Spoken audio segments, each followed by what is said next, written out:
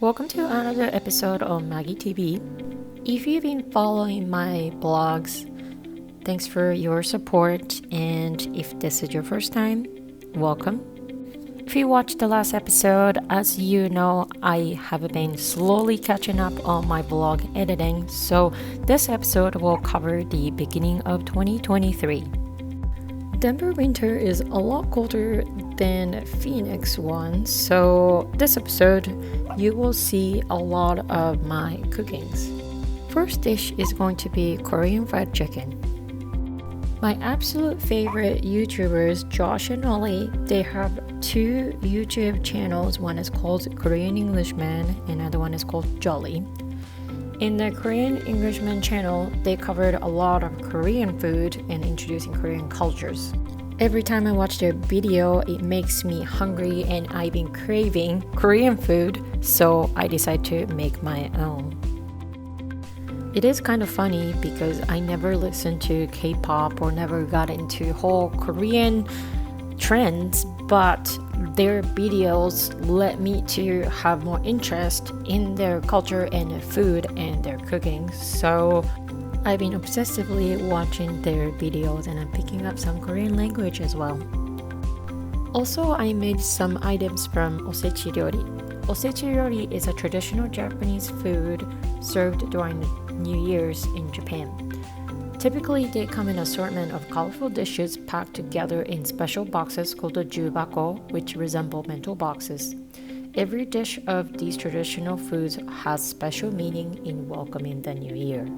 It is considered the most important meal of the year as each dish serves as well wishes for the coming year. The tradition started in the Heian period, which is between 794 to 1185. Originally, during the first 3 days of the new year, it was taboo to use a hearth and cook meals except when cooking zoni. Osechi was made by the close of the previous year as women did not cook in the new year. This dish I'm making is called kurikinton, my absolute favorite of all time from osechi ryori.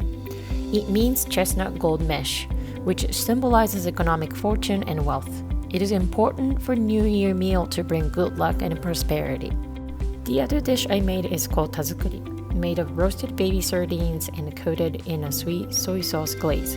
I've added an almond as that can be eaten as a snack and actually sold as a snack throughout the year in Japan. It is another popular dish for osechi ryori. It symbolizes a bountiful harvest. Tazukuri literally translates to making rice paddy, as sardines were once used as fertilizer for rice fields. Now exploring a little bit of Denver. Even when it's cold outside, I was craving for ice cream, so I came to this local ice cream shop called the Little Man Ice Cream Company. They have handcrafted ice cream, including the vegan options. I got a cookie dough flavors, but I wasn't too impressed with their flavors or ice cream. Okay, back to cooking. Since it's cold outside, I crave something soupy, warm dish. So I decided to make tantan men or dandan noodles or dandan mian in Chinese. I had a leftover chicken broth from cooking the whole chicken in an instant pot, so I decided to make the broth from scratch. I can't believe how easy it was and how flavorful the soup came out.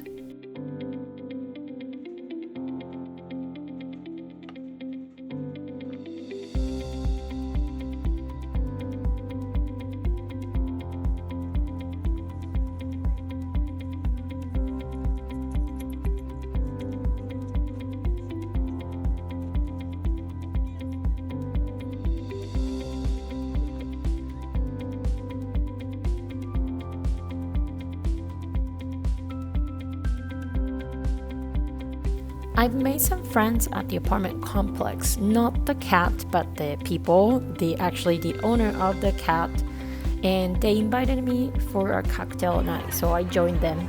We went to a place called Williams and Graham. It is a small bar. It's a speakeasy place located in Denver's Lower Highlands neighborhood.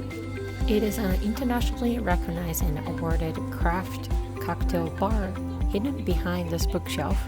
They've been recognized as world's top 50 bar and top cocktail bar in the US twice. I don't drink much these days, but I love speakeasy vibes, and anything 1920 themed is my kind of place. It is not a big place, so if you wanted to check this place out, I recommend either coming in early or maybe on the weekday to avoid the wait time.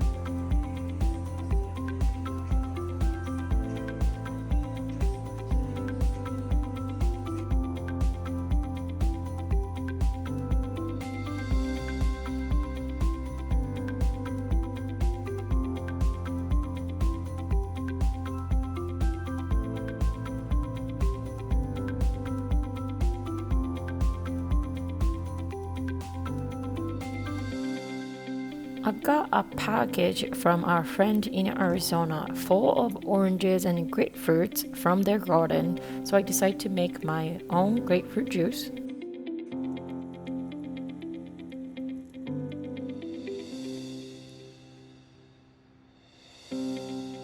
This is one of my favorite snacks that is not from Japan. This one is actually from Germany. It has some cream and chocolate in between the wafers, and it's so delicious.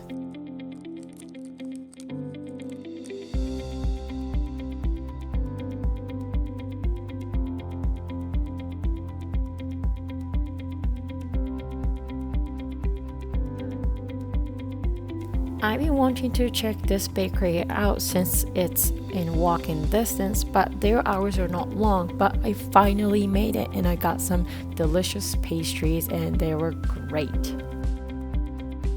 Tiffany and I have been coming to this Dachshund meetup pretty frequently, so we've made some dog friends and some human friends too.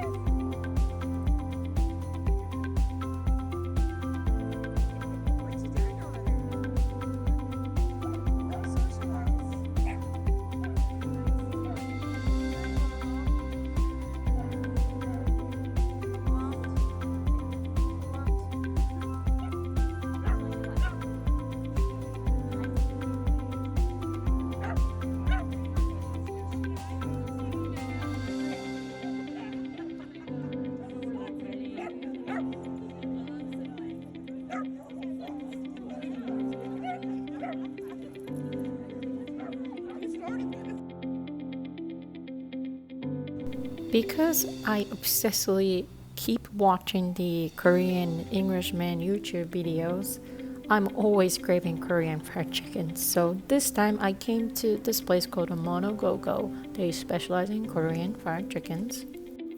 When we were in Phoenix, we rarely went for a long walk. One, because it's too hot outside, and second, there aren't many dogs outside walking. But since we moved here, we go for a walk for so many times. So she sleeps more because she's more tired here.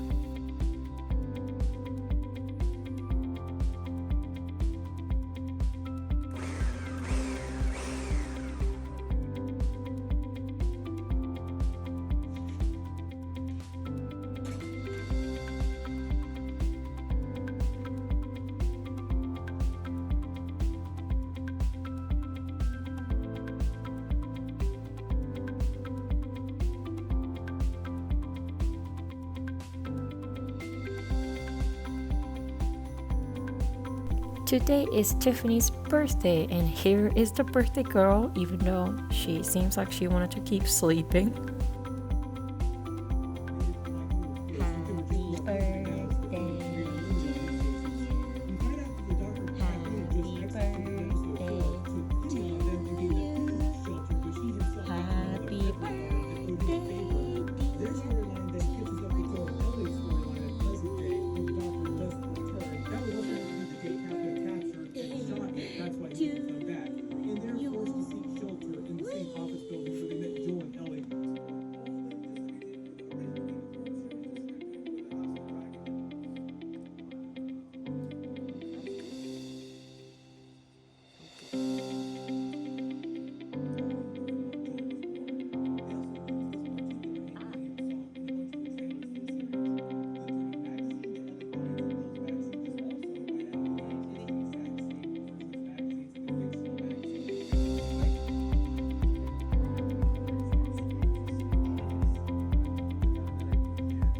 Here are more cookings. I made a breakfast with croissant loaf French toast, and here's a gumbo for Mardi Gras Day.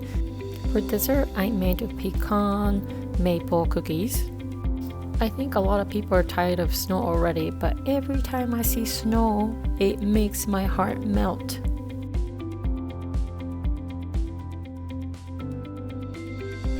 As you probably can see, I love exploring different international cuisines. This place offers Venezuelan arepas. It's like a Venezuelan sandwiches. They've been named Best Central South American Restaurant in Denver. They started as a food truck, now they have 2 locations.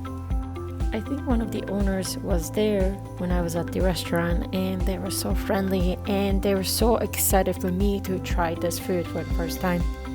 It was really good and it got me really full.